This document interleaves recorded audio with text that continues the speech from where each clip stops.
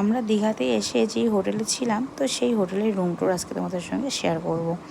তো এটা হলো সেই হোটেল যেখানে আমরা ছিলাম, আর যেটা কিন্তু ওল্ড দীঘাতে ছিল, হোটেল সি স্যান্ড। তো একদম এন্ট্রান্সে একদম সামনেই কিন্তু রয়েছে রিসেপশান, আর তার পাশেই আছে একটা সুন্দর অ্যাকোরিয়াম, যেটা ভীষণই দৃষ্টি আকর্ষণ করছিল। আর যেহেতু আমরা অনেক সকাল সকাল গেছিলাম, যার কারণের জন্য কিন্তু আমাদের একটা রেস্টের জন্য রুম দিয়েছিল। যদিও আমরা বুকিং করেই গেছিলাম, তবুও 10:30টার আগে কোনো রুমই তো ছাড়া হয় না। তো সেই কারণে আমাদের একটা রেস্টের জন্য রুম দেওয়া হয়েছিল, যেখানে আমরা রেস্ট করছিলাম। তারপর 10:30 11টা বাজার পর আমরা আমাদের যে যার রুমে পৌঁছে গেছি। তো এখন লিফটে করে আমরা উপরের দিকে যাচ্ছি।